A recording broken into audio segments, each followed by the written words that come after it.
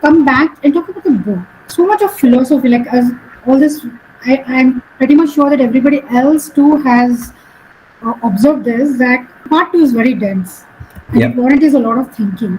So, don't you think that too much of philosophy might complicate the understanding of the readers who are probably looking to find simple answers to their inward journey?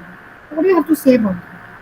I understand too much philosophy in this particular book, volume 2. It's supposed to be a corporate book, but I included a lot of philosophy in it. The reason is simple, Lavanya. There are a lot of best-selling books in the market. They are aimed at giving you free tips, ready-made tips. Do this, you will get this results. Almost like they are preparing it for you, and you just need to eat it. Those books are helpful. I'm not saying that. There are bestsellers. There are scientists who are helping us, changing the way we think and all. But then they're giving us ready-made answers.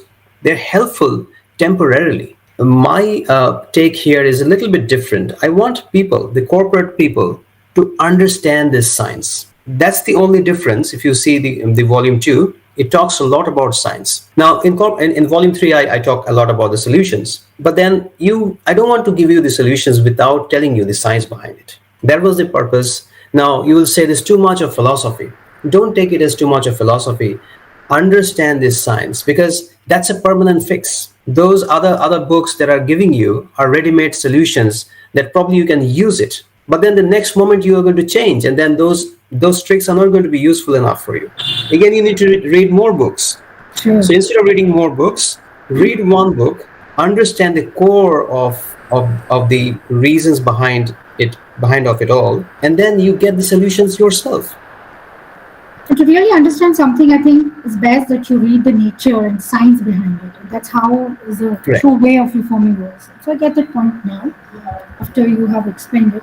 So is there any separate marketing plan or strategy that you are thinking about volume 2 to kind of place it uniquely in the self-help section or any other section that you think is apt for these books? See, in terms of marketing, I think those who have already bought the book, I think I'm going to give the volume 2 in a much cheaper price, so that I retain the customers. That's very nice. And again, on a serious note, I'm speaking to colleges, which is my main target. My engineering college, where I did my engineering degree, I'm in touch with the HOD there, and he's helping me to circulate quite a lot of copies to the students. Even before they come out to this world, in this corporate sphere, they will eventually come out and work for corporate. So even before they do it, they understand what is coming in their way, right? So that's the very good place where I can see. I don't want to become a huge bestseller or something. My intention is to target a core area. I want to fix something in the society. And this is kind of counterintuitive way of fixing things. Not a lot of people will agree to it, but let's try this way. Why not? It's excellent, very inspiring.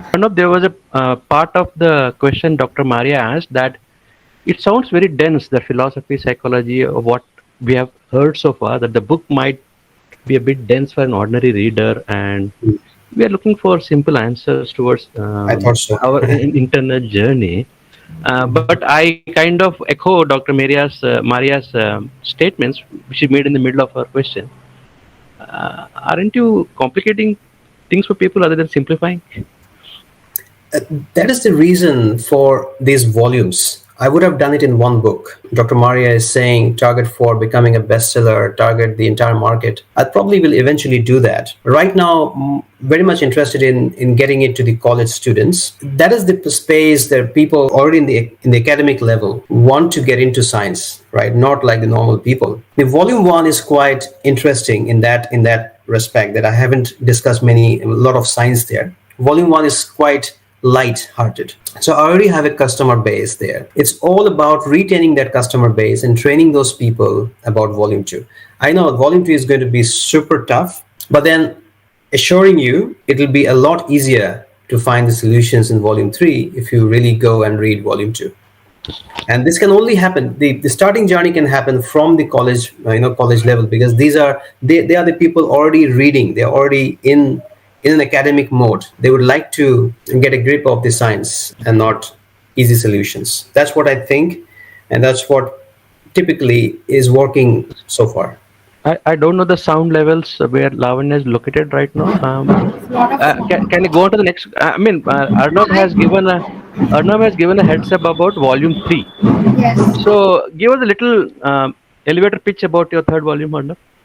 Yes. So volume three solutions that are provided in volume three are going to be quite radical. You probably won't like the solutions. You will think that, how will this work? And therefore, you need to read volume two, because if I straight away discuss the solutions of volume three, it's quite radical. And I'm not claiming that I have come up with all of these myself. No, no, no. There are bits and pieces everywhere in the market. Nothing is my original here. I have not invented a new thing here. It's all there in the market. The compilation is very good, I must say, because of few of the comments from my peer readers. So The one quick question compilation before is I forget: how did you split the topics between the three volumes? And can I read anyone in a standalone mode, or did you have to read it as a sequence to get the whole picture? Like, sequence. Sequence is essential. Even though you don't go by the sequence, you can go read volume two first and volume one second. But but you have to read all three. don't read volume three first. At least not that, because volume three will sound, what is this? What is it talking about? Okay. Because I've laid the foundation in the first two volumes. Right. Right. Yeah. So, so how did you Yeah. split? How did you split between volume one and two? Like volume one is a gentle introduction without philosophy and psychology, like work-life balance and those kind of things that we relate to. Then you slightly take us deeper in volume two, and then give the solutions in volume three. Is that how you let it Yeah, out? volume one, I discuss all the major challenges in the corporate sphere. And I also mention that in the volume two, we will go into the key areas of the mind and the self, because that's the main hitch. That is the reason why you're not attaining what you're desiring to attain. So I already called it out in volume one that we will be exploring the mind enough. It's like a volume two is more like a preparing your mindset so that you can accept the solutions provided in volume three for the questions raised in volume one. So they are interconnected.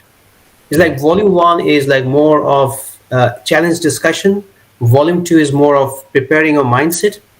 Volume three is more of giving out the solution so that you can accept it. Right. I think that's very nice way of sequencing it, because you don't want to hit readers with free will and Yes. the illusion of self right in volume one, and then bring them to the reality. So I think this seems to the proper sequence. So now our interest is more peaked, and I really look forward to the third volume of November eagerly.